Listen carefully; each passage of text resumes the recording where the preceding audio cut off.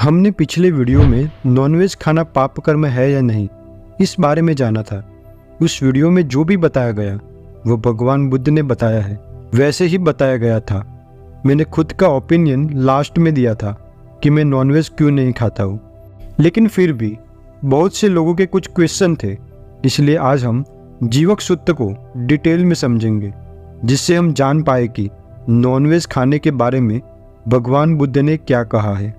एक बार जीवक नाम का व्यक्ति भगवान बुद्ध से कहता है कि मैंने सुना है श्रमण गौतम को भोजन दान देने के उद्देश्य से प्राणी हत्या करते हैं, और श्रमण गौतम यह बात जानते हुए भी वो भोजन खाते हैं। तो बनते, क्या यह बात सत्य है या भगवान पर वह सब झूठा इल्जाम लगा रहे हैं? तब भगवान बुद्ध कहते हैं कि यह सत्य नहीं है जीवक, वह मुझ पर झूठा इल्जाम लगाते हैं। जीवक, मैं 3 प्रकार के मांस को अभोज्य कहता हूँ, दृष्ट, श्रुत और परिसंकित। इस बारे में हमने पिछले वीडियो में भी बात की थी।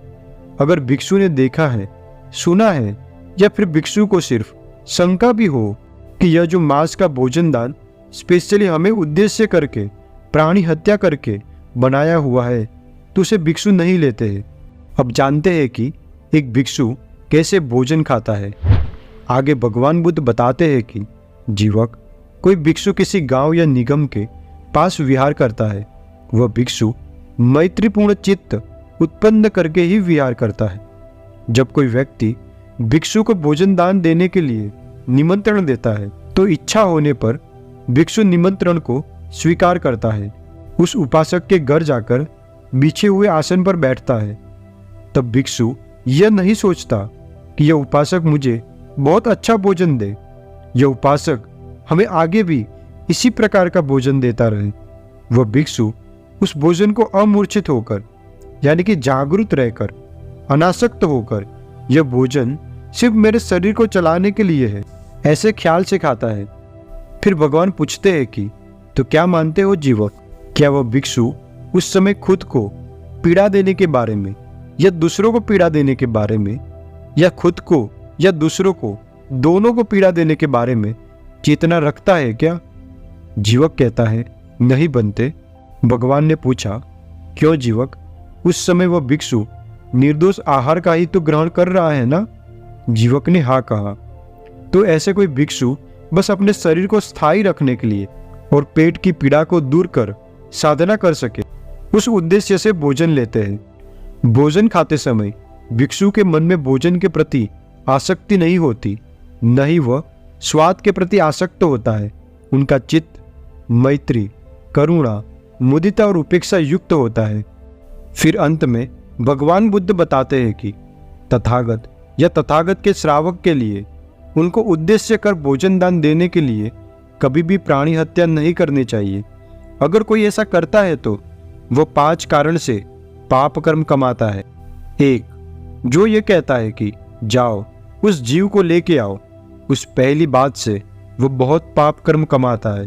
2.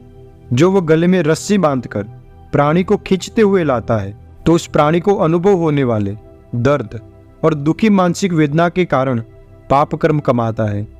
3.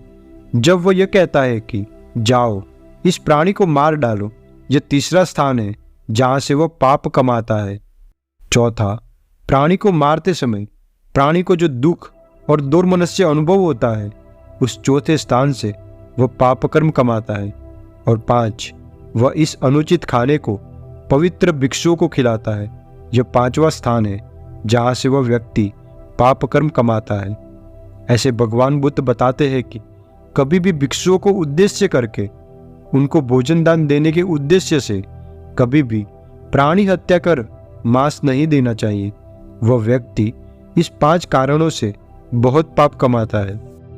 अंत में जीवक उपासक बनकर त्रिशरण ग्रहण करता है और कहता है कि अद्भुत बनते, भिक्षु उचित आहार ही खाते हैं, निर्दोष आहार ही खाते हैं। आशा है कि मांसाहार को लेकर जो प्रश्न थे उसका उत्तर वीडियो में मिल गया होगा।